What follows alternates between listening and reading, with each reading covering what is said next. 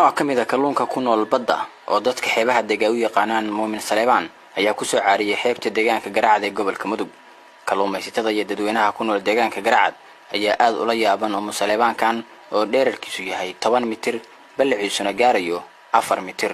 Gudoomiyaha deegaanka Garacad Cabdullaahi Jaamac Xirsi ayaa ka hadlay Muumin Saleebaankan ku soo caariyay xeebta Garacad isagoo sheegay inuu qabo dhaawacyo ay u geysteen maraakiib jariif ah. magaciisa waxa la yiraahdaa baa la yiri dadkii badda aad u yaqaan Muumin Saleebaan baa la yiraahdaa baa la waa bahal ay caado u ahayn inuu siisaba soo caadiyo ay caado u tahay baa la yiri waxyaalaha waxna ma cunaa la bahalkaasi waxyaalaha badda maaragtay ku qaraqsama iyo badbaadiyaa baa dadku leeyahay bahalkaas uu soo caariyay waxaana dilay maraakiibtaas dishay oo dhaawac baa ku yaala dhererkiisa waynu mitirinay shalafog wuxuu ahaa 10 mitir oo dheerar ah iyo 4 mitir oo ballac ah intaas buu la ekaa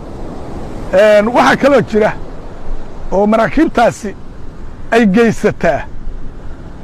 qalabka badda la dhigo midka hore uga soo sheekeeyo way qaataa noolahana sida bahalkaas oo kala bay u laayaan waxa kale soo dhacay baasha qubada la yiraahdo oo xataa isku xirxiran waxay sameeyaan shariif bay badda dhigtaan wax allaala wixii noolahay ku xaaqaan goortay markabka ogadiisa geeyaan wixii ay rabaan bay kala baxaan waxa kalena ayagoo dilan bay daadshaan baalkaani waxyaalaha ay soo daadsheen buu ka mid yahay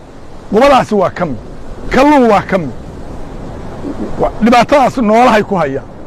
waxay kaloo sameeyaan waxay jajabshaan meelaha gabaadka u ah nooluhu hadda gabaadlaan ma noolaado